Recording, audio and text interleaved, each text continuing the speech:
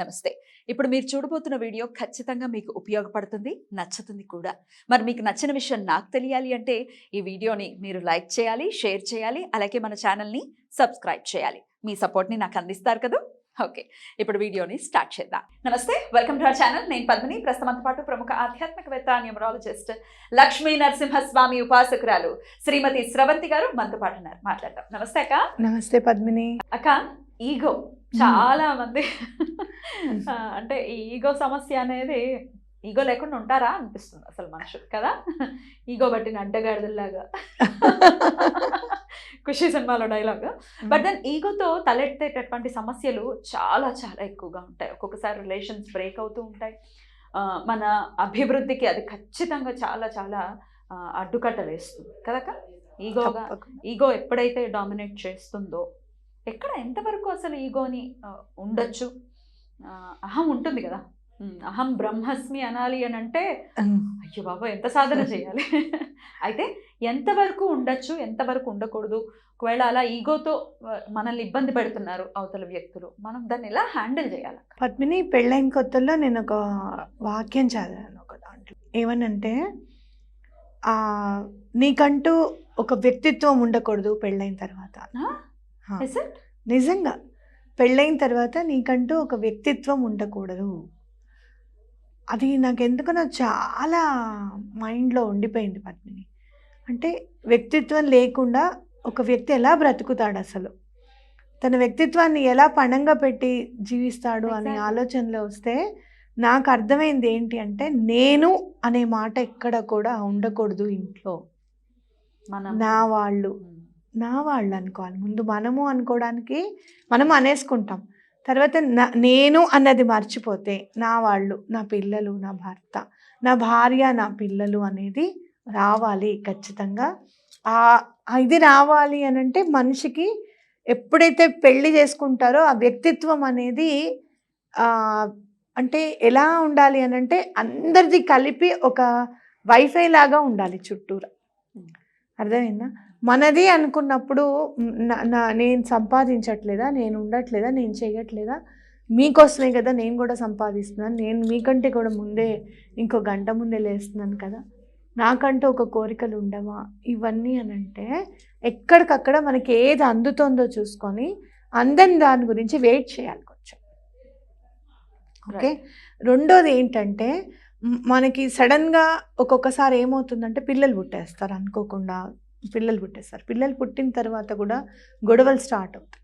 కానీ మన పిల్లలకి తల్లిదండ్రుల ప్రేమ ఇద్దరివి మనం అందించాలి అని అంటే ఎంతో కొంత సాక్రిఫైస్ చేయాల్సి వస్తుంది ఖచ్చితంగా. అయితే ఈ మధ్యలో ఈగో అన్న ప్రాబ్లం ఏమైపోయింది అంటే, వ్యక్తిత్వానికి, సెల్ఫ్ రెస్పెక్ట్కి ఈగోకి తేడా తెలియట్లేదు అనమాట. అర్థమైంది? చిన్న గీత ఉంటుంది ఆ సెల్ఫ్ రెస్పెక్ట్కిను ఈగోకి. అందరూ కూడా, నేను చాలామంది కౌన్సిలింగ్స్ చేశాను, చాలామంది నేను కలిపాను. అందరిది కూడా ముందు తను మెసేజ్ చేయలేదండి నాకు. మాకు గొడవ అయింది, తన ఇంట్లోంచి వెళ్ళిపోయింది, లేదా తన ఇంట్లోంచి వెళ్ళిపోయాడు, ఒక చిన్న మెసేజ్ చేయలేదు మాకు. నేను చేయకపోతే ఏమైందండి, తను చేయొచ్చుగా. అక్కడ వస్తుంది. కొంతమంది అయితే ఎంత దారుణంగా ఉంటుందంటే పరిస్థితి, వెళ్ళిపోయి స్విచ్ ఆఫ్ చేసి పెట్టేస్తారు. ఎక్కడికి వెళ్ళారు వీళ్ళు అని కూడా తెలియదు అనమాట.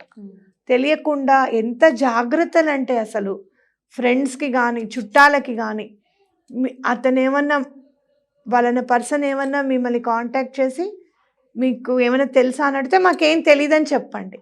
అన్ని దారులు మూసేసుకుంటే, అహంకారం అని నేను అనను, సెల్ఫ్ రెస్పెక్ట్ అనే అంటాను. పోనీ నిజంగానే సెల్ఫ్ రెస్పెక్ట్ ఉంది.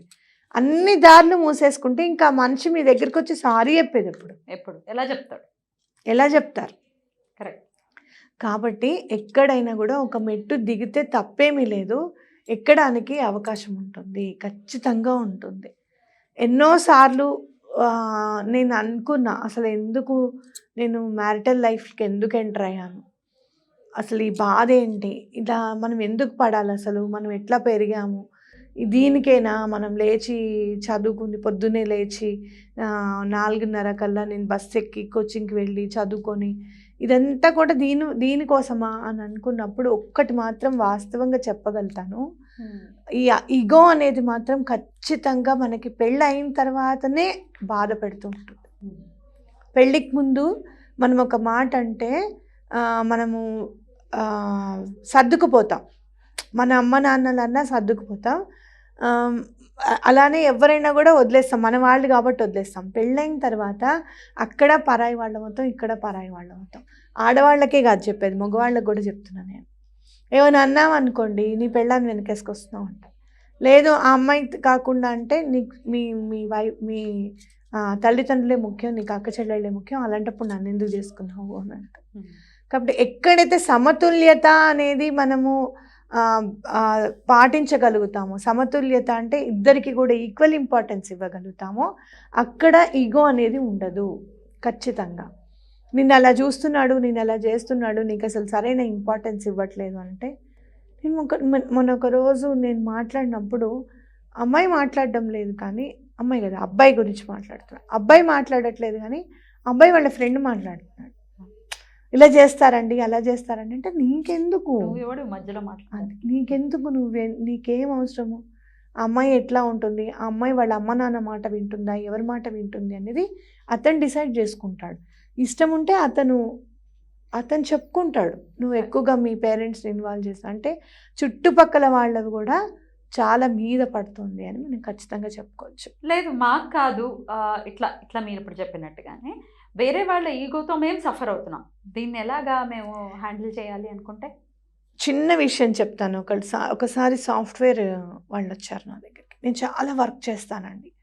ఎంత వర్క్ చేస్తాను అంటే నైట్ 12 o'clock కూడా నేను లేచి పనిచేస్తూ ఉంటాను. ఒక్కొక్కసారి నాకు సాటర్డే సండేస్ కూడా వర్క్ చేయాల్సిన అగత్యం ఉంటుంది.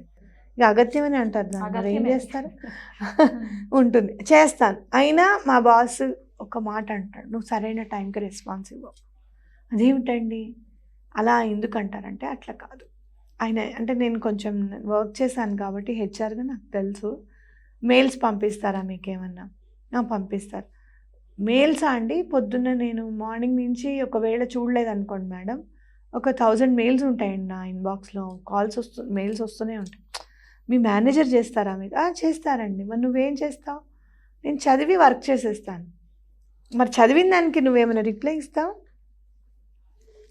Definitely look in to this matter, definitely will look in to this matter అని చెప్పి, కానీ దాన్ని ఎక్కువగా పెంచి పోషించినా కూడా చాలా అనర్థం. అది ఈగోకే దారి. ఎంతవరకు మనకు అవసరమో అంతవరకే. మన వాళ్ళ కోసం, మన పిల్లల కోసం, మన తల్లిదండ్రుల కోసం ఒక మెట్టు దిగితే ఆ రెస్పెక్ట్ ఇంకెక్కువ వస్తుంది.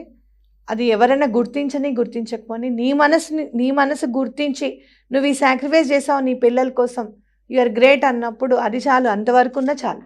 డెఫినెట్లీ చాలా బ్యూటిఫుల్గా ఎక్స్ప్లెయిన్ చేశారు అక్క. Thank you so much. నమస్తే. నమస్తే.